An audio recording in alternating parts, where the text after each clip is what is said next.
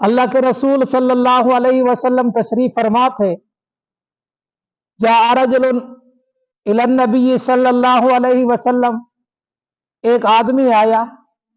فقال یا رسول اللہ، اس نے کہا اللہ کے رسول، دلنی علی عمل اذا عملتہ، اے اللہ کے رسول صلی اللہ علیہ وسلم، مجھے کوئی ایسا عمل بتا دے جب میں وہ عمل کروں احبنی اللہ و احبنی الناس، اس عمل کی وجہ سے اللہ تعالی بھی مجھ سے محبت کرے اور لوگ بھی مجھ سے محبت کریں.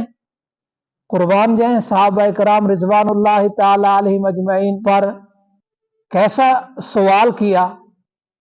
ہمارے لیے خیر کا ذریعہ بنا. ہم میں سے ہر شخص کی یہی خواہش ہے کہ اللہ کے ہاں بھی محبوب اور لوگوں کے بھی ہاں بھی محبوبیت. تو اللہ تبارک و تعالی کروڑوں درود و سلام بھیجے اپنے محبوب صلی اللہ علیہ وسلم کی ذات اقدس اطہر پر، جس نے ایسی جماعت تیار کی.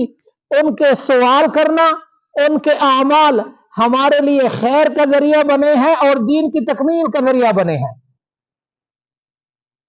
تو صحابی کے الفاظ سنیے، دلنی علی عمل اذا عملتہ، کوئی ایسا عمل بتا دے جس کے کرنے سے اللہ بھی راضی ہو، بندے بھی راضی ہو، بندے بھی خوش ہو. تو آقا صلی اللہ علیہ وسلم نے فرمایا اذہب فی الدنیا یحبک اللہ،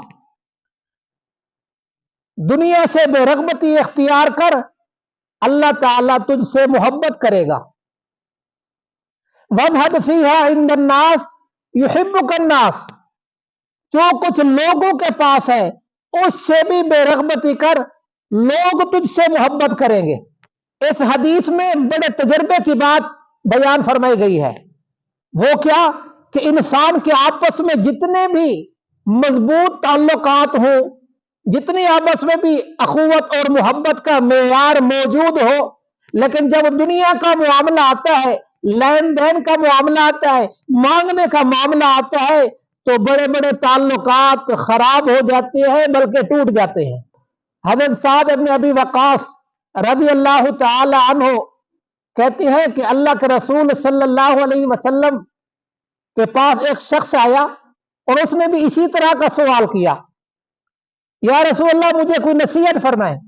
آقا صلی اللہ علیہ وسلم نے فرمایا لوگوں کے پاس جو کچھ ہے اس سے مایوس ہو جا، طمع سے محفوظ ہو جا. اگر اس کا طمع اور اس کی لالچ آ گئی تو محبتیں اور تعلقات ختم ہونے کا خطرہ ہے. تو اللہ تبارک و تعالی کی محبت حاصل کرنے کا ذریعہ کیا بتایا؟ دنیا سے بے رغبتی اختیار کر، دنیا کی محبت دل کے اندر نہ داخل ہونے دے. دنیا اسباب کے درجے میں ضروری ہے. مال ہوگا تو حج ہوگا، مال ہوگا تو زکوٰۃ دینی پڑے گی، مال ہوگا تو قربانی کرنی پڑے گی. اس کی مثال ایسے ہے، دنیا اور انسان کی مثال ایسے ہے جیسے پانی اور کشتی کی مثال ہے. کشتی پانی کے بغیر نہیں چل سکتی. دنیا کی اسی طرح دنیا کی زندگی بھی بغیر مال و دولت کے اسباب کے درجے میں نہیں چل سکتی. لیکن اگر وہی پانی کشتی کے اندر آ جائے تو کشتی ڈوب جائے گی. وہ دنیا کی محبت دل میں راسخ ہو جائے، دل میں داخل ہو جائے تو پھر انسان دنیا کا ہو کے رہ جائے گا. پھر اللہ تبارک و تعالی کی محبت اور اللہ تعالی کا تعلق نصیب نہیں ہوگا. دنیا کی محبت دل کے اندر داخل نہ ہونے دے. اللہ کے رسول صلی اللہ علیہ وسلم خود فرما رہے ہیں اذا سألت فاسأل اللہ، جب تجھے کوئی حاجت ضرورت پڑے تو اپنے اللہ سے مانگ. وَإِذَا اسْتَعَنْتَ فَاسْتَعِنْ بِاللَّهِ، جب تو مشکلوں میں ہو تو اس وقت مدد کے لیے پکار تو اللہ کو پکار. مانگنا اللہ تعالیٰ سے ہے، ہر چیز اللہ تعالیٰ سے مانگنی ہے. کھانے پینے کی ہو، رہائش کی ہو، حاجات کی ہو، پریشانی کی ہو، صحت کے سارے معاملات اللہ سے حل کرانے ہیں.